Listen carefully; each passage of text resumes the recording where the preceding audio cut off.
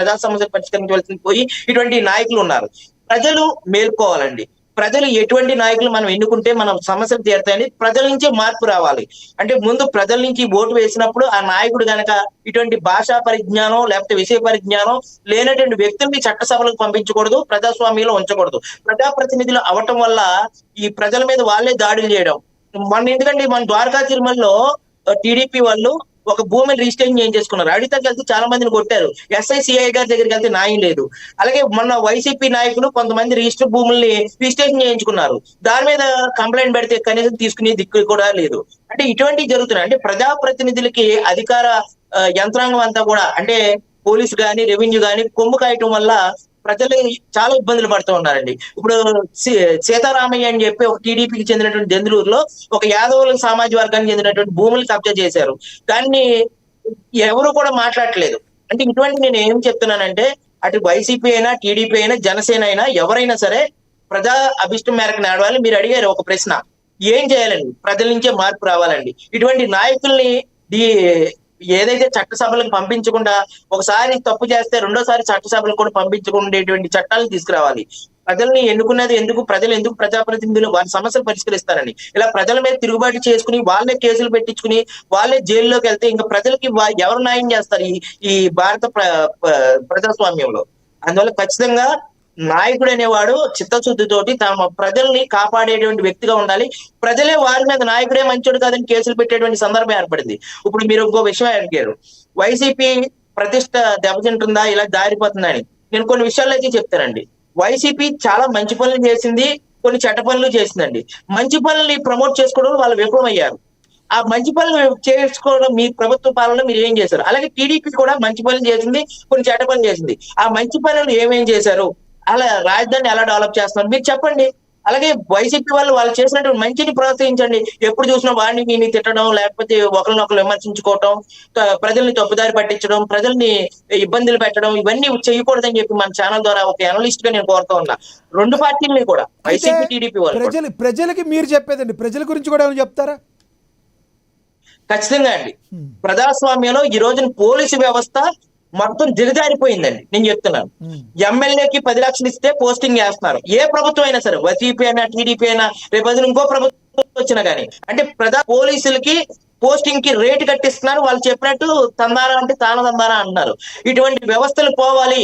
ఇప్పుడు ఏదైతే జంజీ రాజకీయం అంటున్నారు, ఇప్పుడు మహాబలశాలైనటువంటి 2 పార్టీలు తమిళనాడులో ఏ రకంగా ఒక విజయ్ గారికి తల వంచాయో, అలాగే కొత్త రకమైనటువంటి పార్టీలు మన ఆంధ్రప్రదేశ్ లో కూడా రావాలి. అటువంటి పార్టీలను ఆదరించాలి. డబ్బు లేనటువంటి రాజకీయాన్ని మనం చూడగలిగితే, ఖచ్చితంగా ఓటుకి డబ్బు ఇచ్చేటువంటి రాజకీయాన్ని చూడగలిగితే, డబ్బు లేకుండా ప్రజలే నిష్పక్షపాతంగా కొత్త నాయకులను ఎన్నుకుంటే ఖచ్చితంగా ఇటువంటి సమస్యలకి కొంతవరకైనా చెక్కు పెట్టచ్చు. చూస్తూ ఉన్నాం, భవిష్యత్తులో ఆంధ్రప్రదేశ్ ఏమైపోతుంది అనేది ఒక బాధ అయితే ఖచ్చితంగా ఉందండి. ఎందుకంటే నదులన్నీ కాలుష్యం అయిపోయినాయి, వ్యర్థాలన్నీ పెరిగిపోయినాయి. ఓ పక్కేమో నాయకులేమో వాళ్ళ విషయ పరిజ్ఞానంతో ముందుకెళ్ళాలి. తాగు నీరు కూడా ఎక్కడ పడితే అక్కడ కలుషితం అయిపోయినాయి. ఏ నీరు తాగినా కలుషితమైనటువంటి నీరు గోదావరి జిల్లాలు కానీ మొత్తం అన్ని కూడా. భవిష్యత్తులో తాగడానికి నీళ్ళటువంటి సందర్భాలు ఏర్పడేటువంటి పరిస్థితులు ఉన్నాయి.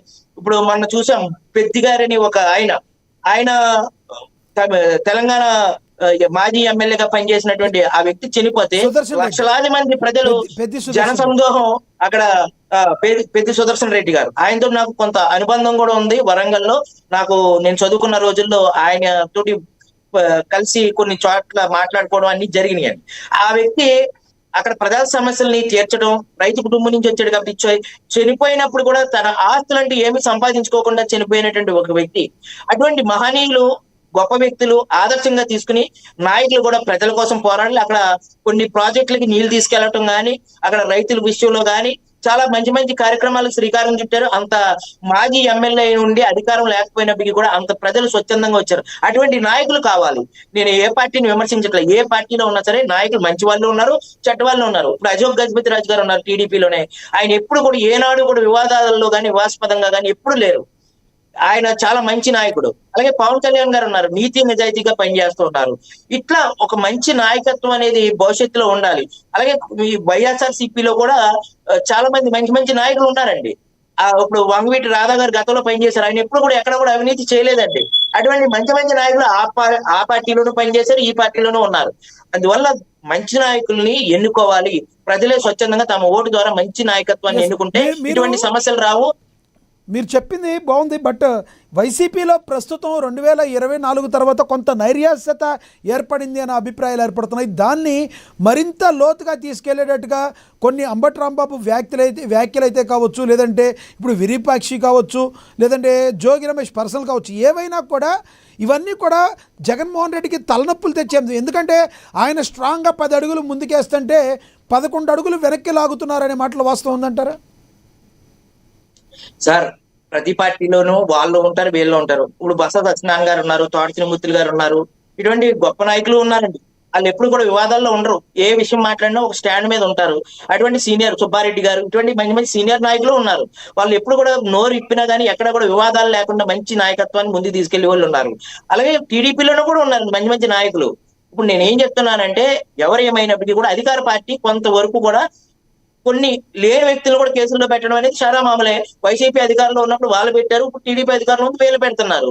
ఇప్పుడు అధికారంలో ఉన్న పార్టీ కక్ష సాధింపు చర్యల్లో భాగంగానే చేస్తున్నారు తప్ప అసలు ప్రజల కోసం ఆలోచించేటువంటి తీరిక క్షణావేశం ఏమీ లేవండి. నేను ఒకటి చెప్తానండి, అంబటి దీప్ అనే ఒక కుర్రోడు నూజివీడులో చంపేసి పాడేస్తే, చంపిన అతనేమో వైసీపీ, చచ్చిపోయినప్పుడే జనసేన, దాన్ని అధికారం పార్టీ తోటి ఉన్న అతనేమో పార్థసారథి గారు అక్కడ మంత్రి గారు ఏమి చేయలేదు. ప్రకాశం జిల్లాలో సంకుల మల్లయ్య గారు, ఇట్లా ఎన్నో సంఘటనలు జరిగినాయి.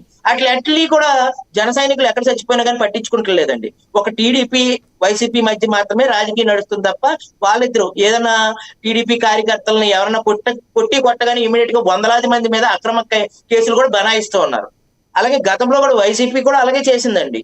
కొన్ని అక్రమైనటువంటి కేసులు కొంతమంది మీద పెట్టారు, సోషల్ మీడియా మీద కట్టారు. అందుకని ఇప్పుడు వాళ్ళు పెడుతున్నారు.